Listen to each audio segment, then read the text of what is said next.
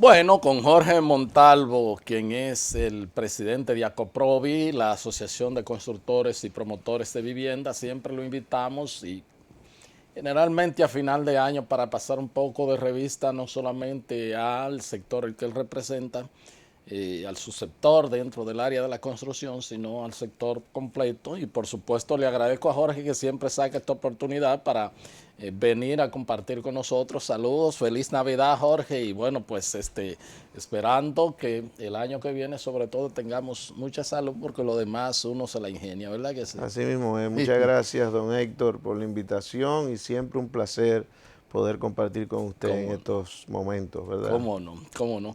Bueno, cuando conversamos por teléfono, te dije que un poco se me prendió el bombillito el hecho de que vi en las últimas mediciones del Banco Central, este enero-octubre, un PIB que está 5,52 por ahí, el Producto Interno Bruto, pero no llega ni siquiera al 2 el sector construcción, que siempre ha sido uno de los más pues aventajados, y sobre todo por el efecto que tiene en torno a, o sea, para la economía en sentido general. ¿Cómo ustedes han tenido este año entonces el subsector desarrollo de proyectos habitacionales? Mire, ciertamente ha habido un desaceleramiento del sector, como usted decía ya en esta publicación última del Banco Central, que abarca enero-noviembre, marcaba que el sector construcción había crecido un 1,6% y en este momento ocupando el 16º lugar dentro de los sectores productivos, ¿no? Y sorprende un poco, sobre todo viniendo de un 2021 en que el sector fue definitivamente uno de los protagonistas del relanzamiento económico, o sea, crecimos un 23,4% y ocupamos el segundo lugar en el crecimiento y representando el sector un 15% del Producto Interno Bruto. Entonces, ciertamente es una desaceleración importante, pero tiene su explicación también. Y lo que ha sucedido es que usted sabe que a partir de noviembre del año 2021, pues entonces las autoridades monetarias y financieras tuvieron que empezar a tomar medidas de carácter restrictivo para controlar el tema de la inflación. Y ciertamente ha dado resultados. Ya vemos como dentro de esos mismos reportes que del Banco Central ya empieza a decir que probablemente antes de que termine el primer semestre deberíamos ya estarnos encauzando en los parámetros de inflación que Meta de se quieren, las inflación. metas de inflación. Pero ciertamente esto ha tenido su efecto. El sector construcción siempre ha reaccionado de manera muy rápida a todo lo que tiene que ver con tasas de interés. O sea, cuando es positivo, o sea, cuando son, por ejemplo, fue lo que pasó el año pasado desde final del 2020, ya con esos incentivos, pues el sector inmediatamente reaccionó muy bien porque tuvimos tasas en mínimos históricos, tanto para promotores, para desarrollar y embarcarse en proyectos, como para los adquirientes, a todos los niveles y en todos los segmentos. Entonces, por eso hubo un crecimiento importante en la vivienda de bajo costo, en la vivienda media, en la vivienda alta, en todos los niveles. Ya este año eso se empieza a sentir, o sea, sobre todo en la segunda mitad del año, porque definitivamente hay proyectos, tipos de proyectos, sobre todo en el bajo costo y en el medio, donde a veces la diferencia entre tú poderte embarcar en una compra es una 2,000 pesos en una cuota de un banco, ¿verdad? Entonces, si ya la tasa subió y ya, porque sumemos a eso que el tema inflación, que era una situación que se preveía que en los primeros meses del año del 2022 iba a dejar de ser un tema.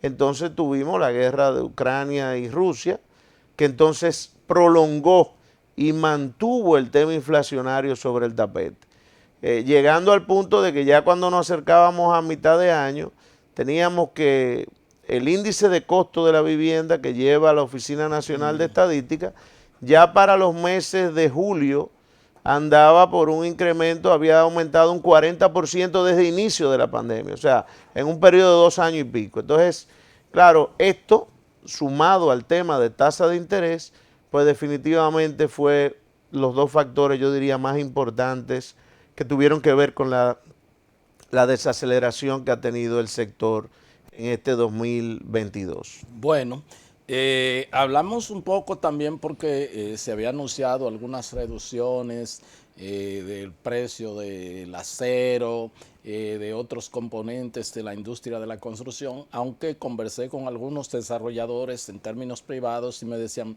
sí, es verdad que ha habido algunas reducciones, pero no a los niveles del 19. Eso es lo que me habían dicho. O sea que como quiera no se había llegado a eso.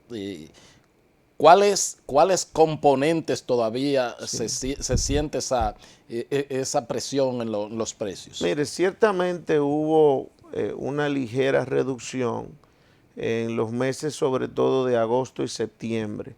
Tuvimos particularmente el caso del acero, que había bajado en aquel momento un 7% y quizá hubo alguna disminución adicional.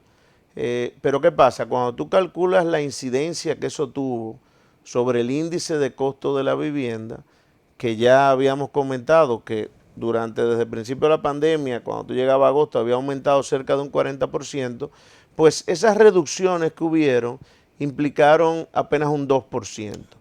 Nosotros no estamos esperando, y es muy cuesta arriba pensar que los precios van a volver a los niveles desde 2019, porque eso se va ajustando y cómo sería imposible volver a un 40% menos. Ahora, sí estábamos esperando que hubieran reducciones mayores a las que han habido, que fuera de manera más general a nivel de los diferentes materiales y que sí pudiera tener un impacto mayor en el índice de costo de la vivienda y que permitiera que los promotores, muchos de los cuales tienen proyectos en carpeta que no han querido poner en ejecución fruto de estas situaciones de inestabilidad, de tasa alta, y que lo que necesitan es un horizonte de estabilidad que te permita planificar y decir, bueno, pero mira, parece que lo peor pasó, ha habido una reducción de unos cuantos puntos porcentuales, la tasa aparentemente va a empezar a reducir, vamos arriba. Eso no ha sucedido, con el agravante de que en medio de esa situación que implicaba una tendencia hacia la baja, pues entonces de repente tenemos un aumento del cemento que se ha dado precisamente esta semana. O sea, ya a nosotros se nos había anunciado, porque normalmente cuando hay esos ajustes se empiezan a emitir comunicaciones de los suplidores diciendo, mira, a partir de tal día viene tal precio, tal otro. Y nosotros por eso la semana pasada llamamos la atención en varios medios de lo importante que era que esto, si había forma de que no se llevara a cabo, pues así fuera. Realmente no sucedió y ya el aumento se hizo efectivo a partir del día de ayer y estamos hablando de unos 30 pesos la funda de cemento. ¿Cuál es la proyección que tenemos del impacto que va a tener eso sobre el costo del metro cuadrado de construcción? Probablemente cerca de un 1.58%, que sumado a un 0.60 que subió el mes pasado por unos ajustes en la tarifa de mano de obra, pues ¿qué va a implicar? Que se borró, sencillamente se va a ver borrado ese 2% que había bajado en los meses de agosto y septiembre. O sea que seguiríamos teniendo el 40% que ya teníamos a agosto de este año. Entonces, eso realmente uno quisiera pensar que tengamos un panorama de estabilidad, porque eso es fundamental para el sector en este momento. Cómo no, más adelante vamos a hablar de las posibles soluciones en ese sentido. Hablamos de la tasa de interés, lo que ha subido y por supuesto las repercusiones que tiene tanto para ustedes como desarrolladores como para el propio adquiriente, ¿verdad? Correcto. Que la gracia es tú desarrollas para que la gente te compre. Correcto. Y se crea ese círculo virtuoso.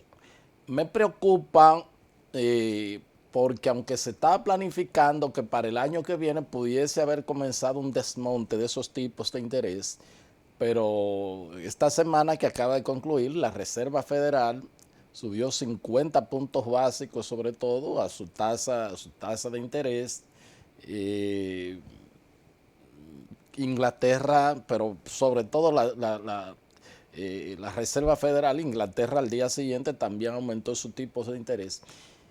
Aunque el Banco Central ha dicho que ya eran los ajustes que tenía que hacer de sus tipos de interés, el tema es que cuando sube la tasa de la Reserva Federal por un tema de cuidar la balanza de pago y la fuga de los ahorros a un mercado más atractivo como el norteamericano, a los depósitos, un poco se está en la incertidumbre si ciertamente las autoridades monetarias pudieran otra vez verse en la disyuntiva de tener que volver a aumentar las tasas.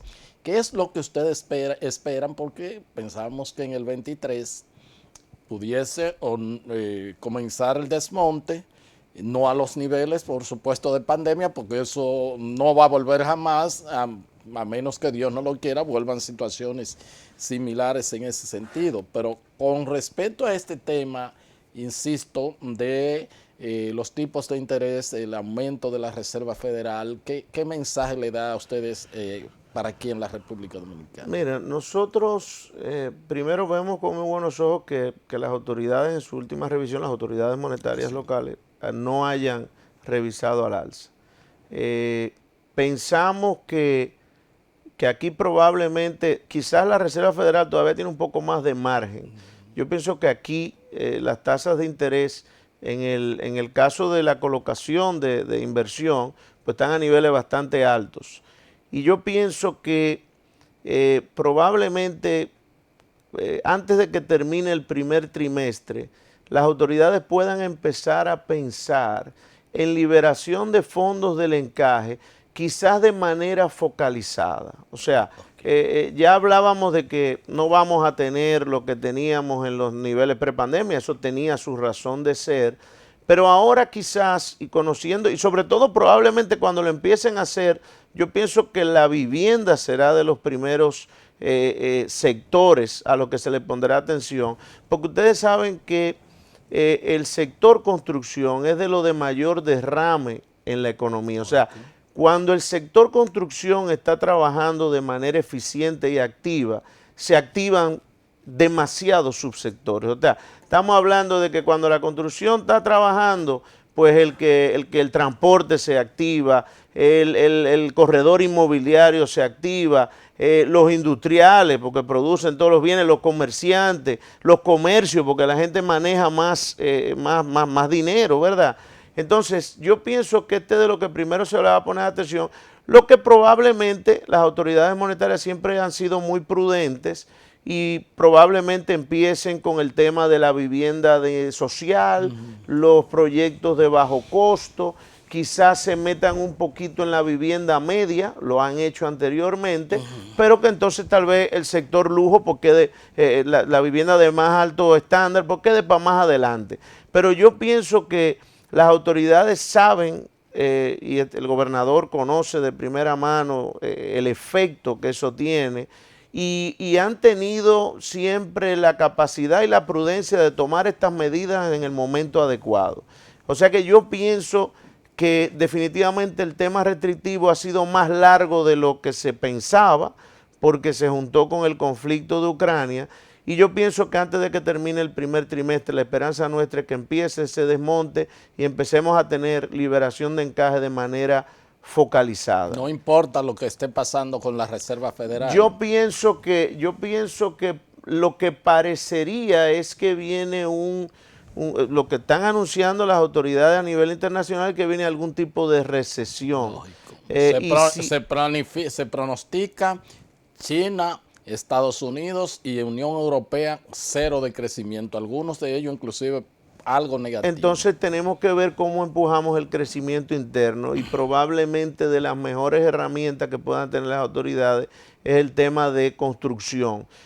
Lógicamente en la parte de vivienda, que en el crecimiento del año anterior representó más de un 80% de ese crecimiento de la construcción, pero también hay muchos proyectos de de infraestructura que están lanzando las autoridades y que junto con esos proyectos de vivienda pues pueden crear las condiciones para que a nivel interno podamos manejarnos durante un periodo de recesión a nivel internacional. Por otro lado, creo que el país está en una posición privilegiada con relación a muchos otros países de la región. Hay un clima de paz social que definitivamente hay que preservar. Y yo creo que por otro lado seguirán llegando capitales frescos, o sea, inversión extranjera. Entiendo que va a seguir fluyendo por las condiciones que ofrece el mercado dominicano en este momento. Y me refiero para proyectos inmobiliarios, porque los hay, pero también para el tema hotelero y el tema de otro tipo de inversiones, zona franca y eso. Pienso que eso va a seguir estando ahí. O sea que quizás el tema remesa se pueda resentir un poco, ¿verdad? O sea, en una situación de algún tipo de recesión a nivel internacional, pero seguiremos teniendo inversión extranjera y creo que, como decía, esta puede ser la fórmula para poner a caminar el tema a nivel interno y mantener un crecimiento como el que hemos estado teniendo, siendo de las principales economías de Latinoamérica. ¿Cómo no? Y bueno, pues hay que olvidarse, entonces ha habido una readecuación con obviamente, incremento de la Oficina Nacional de Estadística que ya vuelve y termina nuevamente en el 40% por estos ajustes del cemento y la parte laboral, vivienda de bajos costos y vivienda ya de clase media. Obviamente hay unos ajustes de unos parámetros que evidentemente está mucho más alto. ¿Cómo anda eso ahora? Sí, no, definitivamente hemos tenido, ustedes han visto, o sea, los proyectos que se han estado entregando en los últimos meses son el resultado de la ejecución de los últimos año y medio, 2 años. Por lo tanto, han estado muy golpeados por el tema de los altos costos, ¿verdad? Ya en un panorama que es lo que prevemos de más estabilidad, pues entonces probablemente tengamos precios más estables también.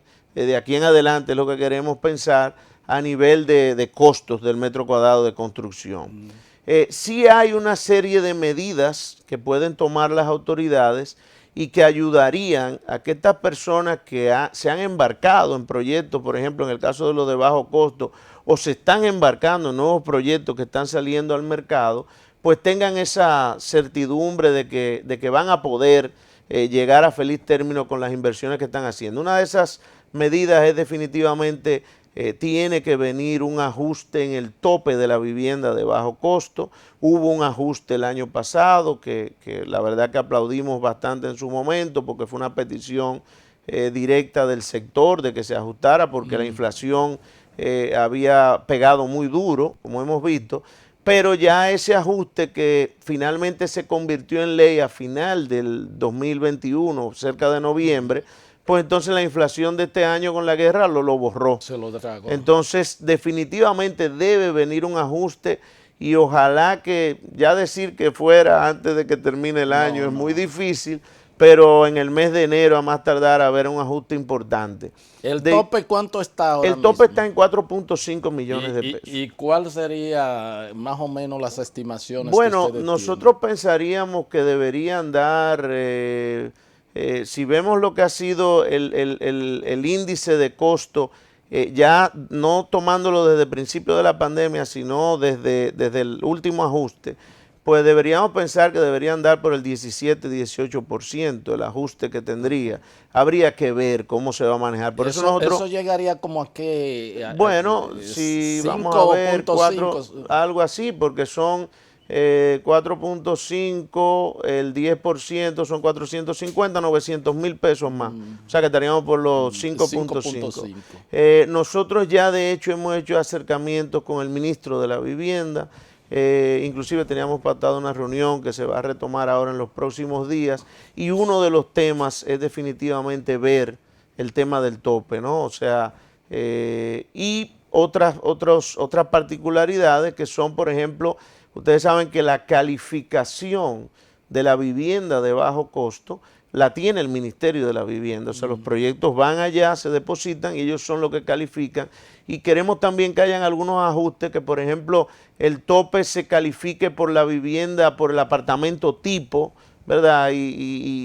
Algunas flexibilidades que permitan que esas personas que se embarquen no le cambie en poco tiempo, o que al final, otra cosa que decíamos era que ya después que estén aprobados los incentivos a través de bono y TEBI, que por ejemplo que los da la Dirección General de Impuestos Internos y que lógicamente se planifica con un presupuesto, bueno, que se mantenga ese tope, ese bono que ya le fue aprobado, pero que se pueda hacer algún ajuste en el precio y que la persona no pierda, ni el proyecto pierda la calificación de bajo costo, ni la persona pierde el bono que ya se le ha dado. Quizás se mantenga igual y no se le suba porque tú quedaste en medio de un año, pero no que lo pierda. No, pero ya no tiene acceso al bono. Eso debe mantenerse para que esas personas que se embarcaron en esos proyectos puedan seguir contando con eso. Claro. En el caso de la vivienda social y de los diferentes proyectos, pues hay otros incentivos adicionales que facilitan que esa persona, aparte del bono y TEBI, pueda seguir contando con ella y pueda entonces seguir manteniendo esa compra, ¿no?, en la que se ha embarcado. ¿Cómo no? Bien, pues solicito el permiso de Jorge Montalvo. Él es el presidente de la Asociación de Constructores y Promotores de Viviendas. Vamos a un corte y ya regresamos con la parte complementaria de la entrevista.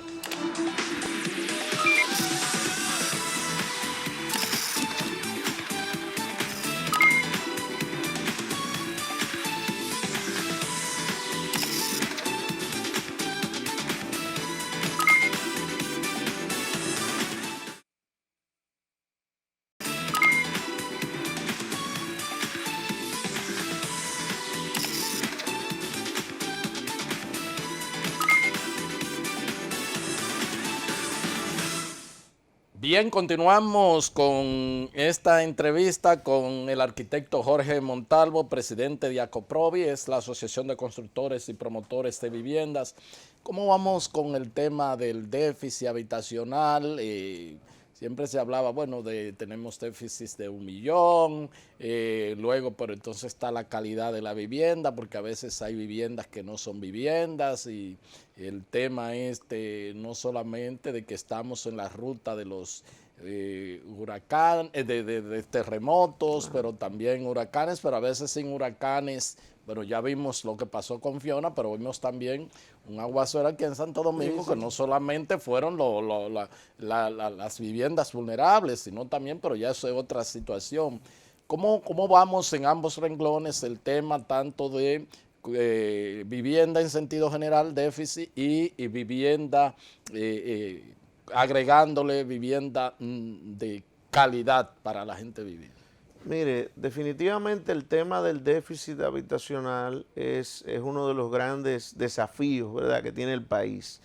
Y esa era una de las razones por las que desde ACOPROVI propugnamos durante tantos años por la posibilidad de tener un Ministerio de la Vivienda. Un Ministerio de la Vivienda que permitiera que las autoridades pudieran trazar políticas públicas en materia de vivienda y que se pudieran elaborar planes decenales, como lo que se elaboran para otros sectores, para enfrentar de manera efectiva el déficit. Bueno, pues desde el año pasado ya tenemos un Ministerio de la Vivienda y en los últimos meses las autoridades del ministerio han estado trabajando en ese plan decenal. Okay.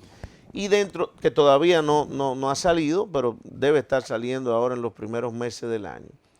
De las cosas que se han estado trabajando, porque inclusive fuimos consultados, es el criterio para definir el déficit, porque hay como diferentes criterios. Por ejemplo, el dato que prácticamente tenemos de las mediciones últimas que se han hecho es que el déficit en sentido general anda por los 1.5 millones. Y diríamos que cuantitativo y cualitativo viene siendo, está estimado en mitad, 750,000 y 750,000. Claro, hay que ver ya finalmente cuál va a ser el criterio de medición que va a primar, porque si tú quieres enfrentar algo, lo primero que tú tienes que estar claro es cuánto es y cuáles son los datos ciertos para tú poder medir el éxito que tú puedas tener en esa política. Yo creo que por eso también otra de las razones por la que apoyábamos el tema del censo, es porque el tema de censo de población y vivienda.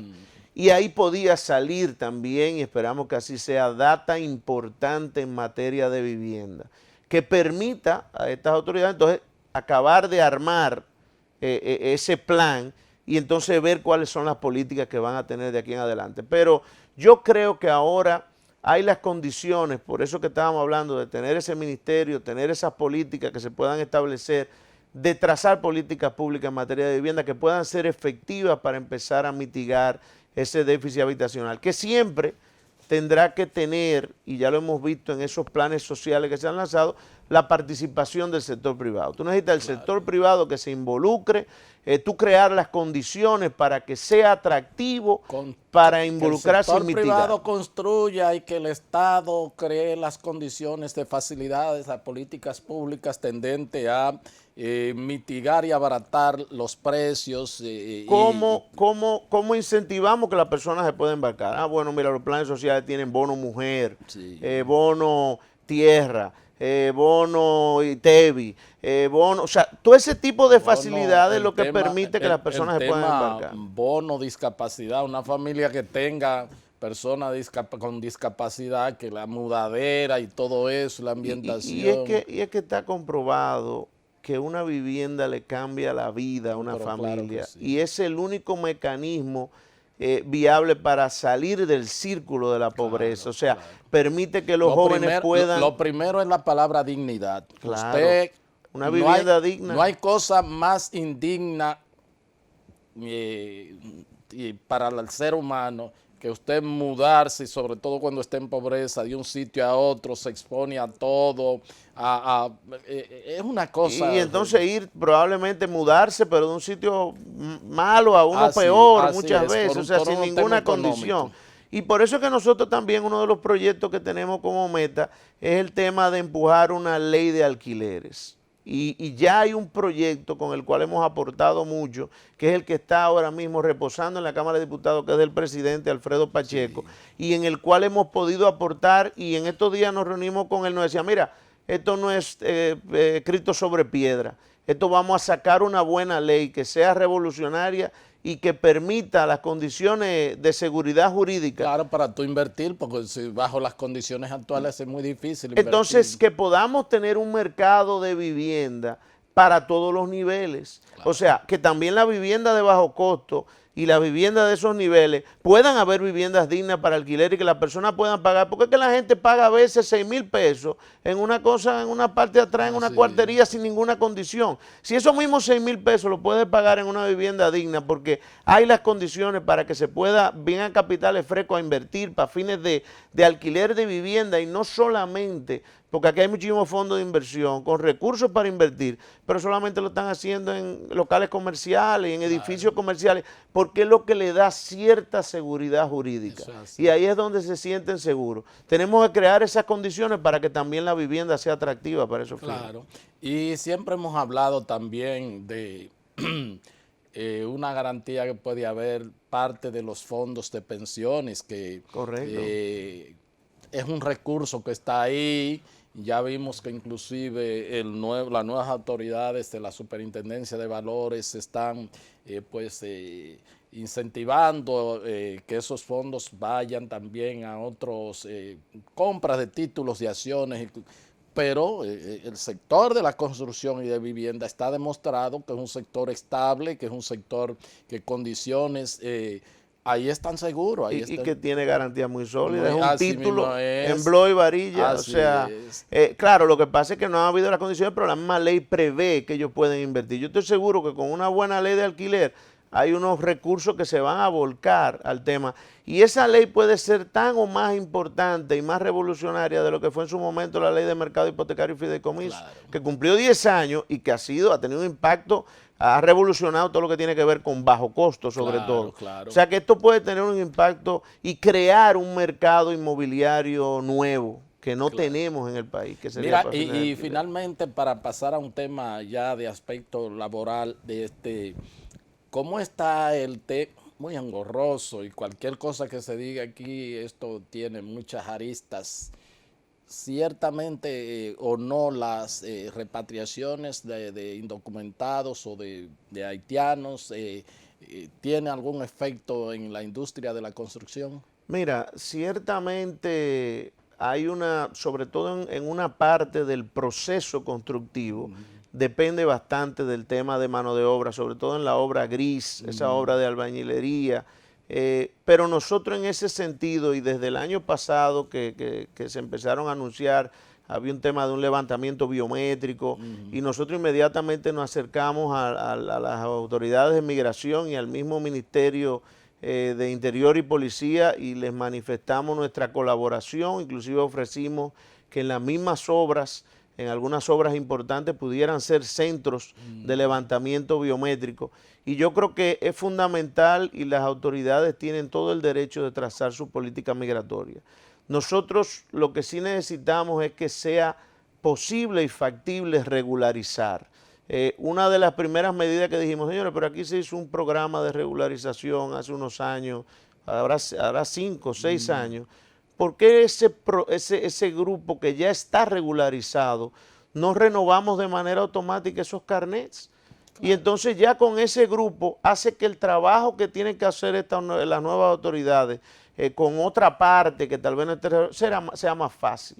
Entonces, yo pienso, en su momento se dijo que sí, que se iba a hacer un proceso rápido de revisión de esos grupos que ya están regularizados, y creo que sería de gran ayuda. Y después tener claramente cuáles son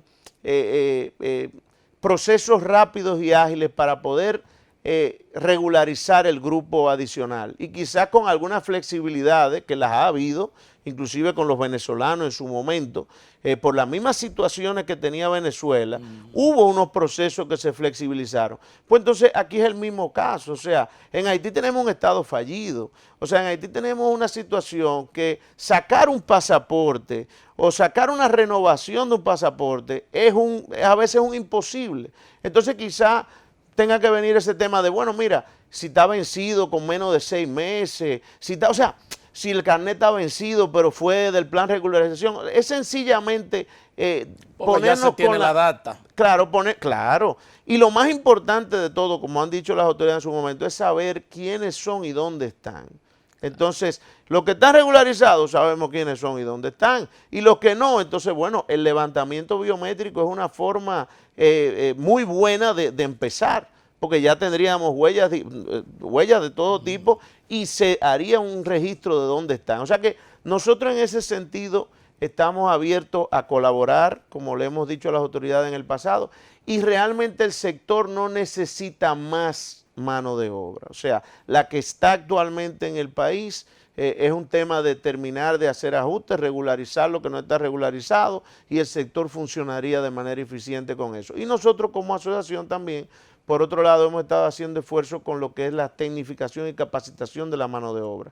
Hicimos un acuerdo interinstitucional con Infotep para que nos pueda crear cursos que tengan currículum, que tengan un número de horas que sea manejable para unos trabajadores de la construcción, para crear condiciones para que cada vez más dominicanos, que de hecho en los niveles técnicos están, porque hay una parte de la obra donde prácticamente la mano de obra haitiana desaparece. O sea, esa parte de terminación... Solamente en la parte gris. Sí, o sea, las cocinas las montan prácticamente dominicanos, la ebanistería, las ventanas, los plafones, las divisiones de chisroc, todo eso que se usa muchísimo ahora en construcción. En la misma herrería prácticamente no hay pintura, increíblemente hay muy poca.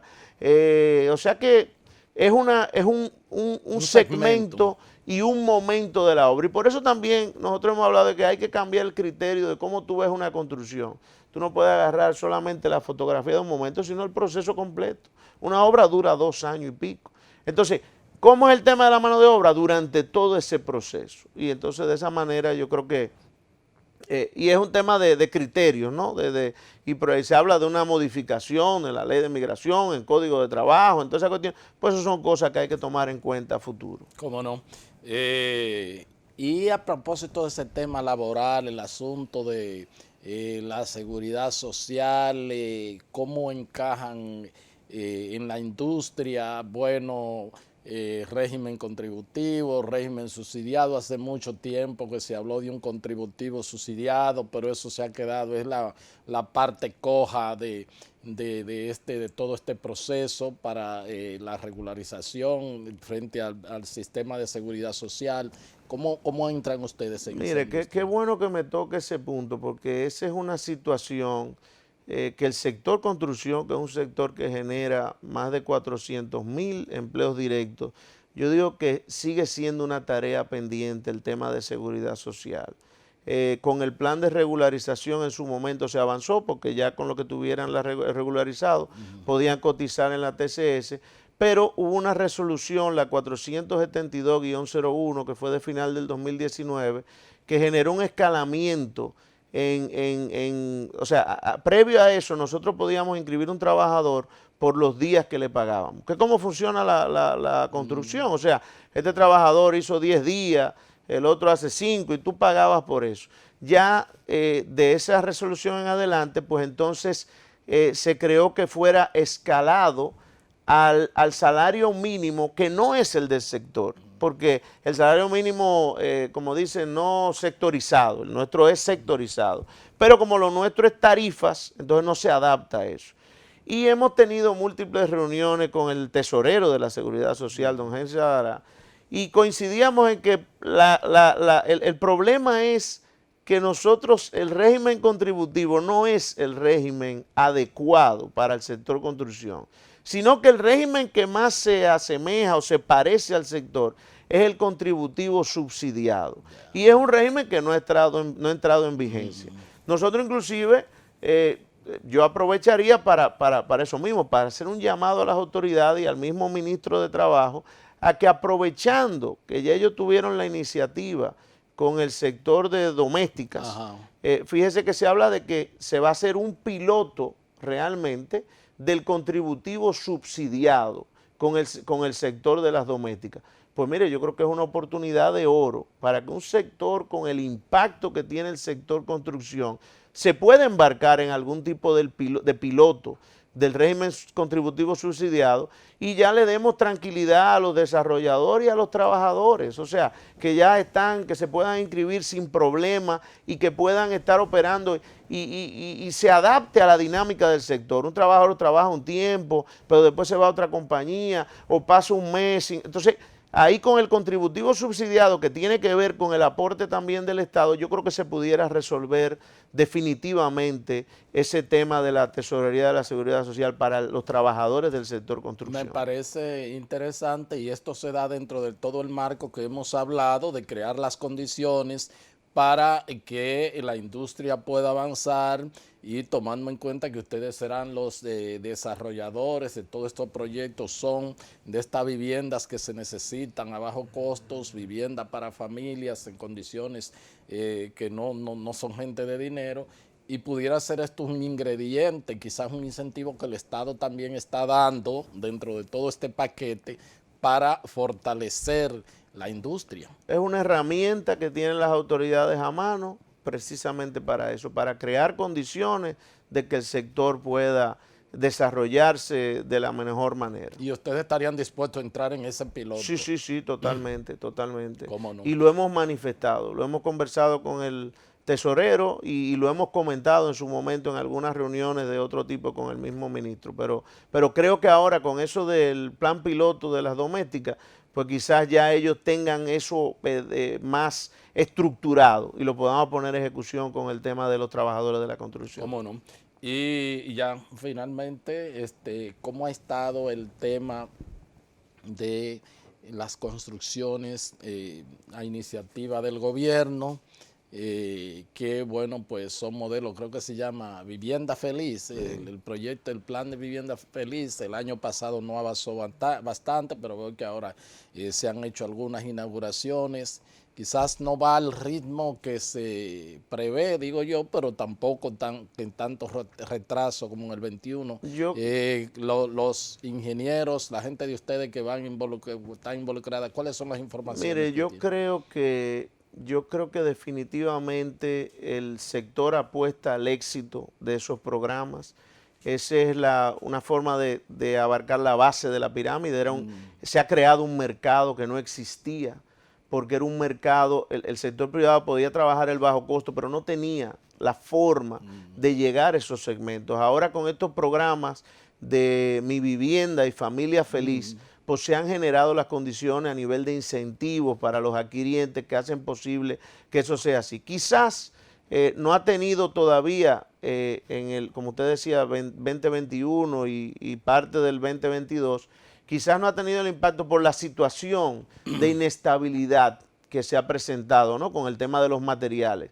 Ahora, en un horizonte que se vislumbra de mayor estabilidad, pues yo entiendo que los promotores se van a ir animando a embarcarse en este tipo de proyectos. De hecho, hay una cantidad importante de proyectos que ya están en proceso de aprobación, que ya están pasando por el proceso de permisología. O sea que ahí denota el interés que tienen los promotores de, mira, voy a ir aprobando esto y cuando estén las condiciones, pues vamos a arrancar. Y ellos mismos han estado habilitando porque hay unas habilitaciones que se hacen, unas calificaciones, no solamente de los adquirientes, para que califiquen para todos estos bonos, sino de los mismos promotores y de los proyectos. O sea, ellos evalúan y califican estos proyectos.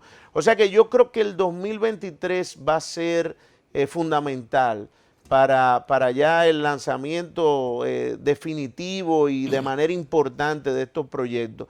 Y nosotros como Asociación Dominicana de Constructores y Promotores de Vivienda, pues hemos estado apoyando esta iniciativa y tenemos muchos promotores que se han estado involucrando en este tipo de proyectos y sabemos que van a ser éxito y van a ayudar a enfrentar de manera efectiva el déficit habitacional. ¿Cómo no? Todos los asociados de ustedes le exigen el tema de calidad en la construcción. Claro. Vi una denuncia no hace mucho de la gente del CODIA, de algunos de procesos que se saltan, pero ya eso es un tema de las autoridades, ¿verdad? Claro. Pero la calidad sobre todo, porque bueno, eso al fin y al cabo es lo que vende, la referencia, ¿verdad? Claro, recuerde que nosotros representamos al sector formal, son más de 300 empresas que forman parte de ACOPROVI y en este caso pues son proyectos que se ejecutan con toda la permisología, con todas las supervisiones, pero hay de todo en las Viñas del Señor. Hay una parte importante que es informal. Informal no es muchas veces solamente las casas que se están cayendo o que la hacen con un pedazo, sino que informal puede ser todo el que no pase por los procesos que manda la ley, que mandan las diferentes instituciones y que tenga la supervisión adecuada. O sea que yo creo que hay las condiciones, estas autoridades han reforzado todo lo que es el tema de permisología, todo lo que es el tema de supervisión en el propio ministerio. O sea que yo creo que todo el que quiera hacer las cosas bien, las condiciones están dadas para que pueda hacerlo. O sea, que tú puedes solicitar tu supervisión, te la dan en un tiempo prudente. O sea que no debe ser un motivo como podía ser en el pasado. Ah, no, lo que pasa es que yo lo hago porque no me dan el servicio y no puedo esperar. No, yo creo que ya están dadas. Además, hay un proyecto de tercerización para parte de las supervisiones que tú puedes inclusive, y ya están haciendo ya las calificaciones de los profesionales para que tú puedas inclusive hacer tus tramitaciones de algunos servicios de manera privada y con la certificación del ministerio de esos profesionales. O sea que yo creo que todo eso va a ayudar a que cada vez tengamos viviendas más seguras y proyectos mucho mejor desarrollados y construidos. Cómo no. Muchísimas gracias, Jorge. Gracias a ustedes por haber estado con nosotros y será pues hasta otra entrega de su programa de Agenda. Hasta entonces.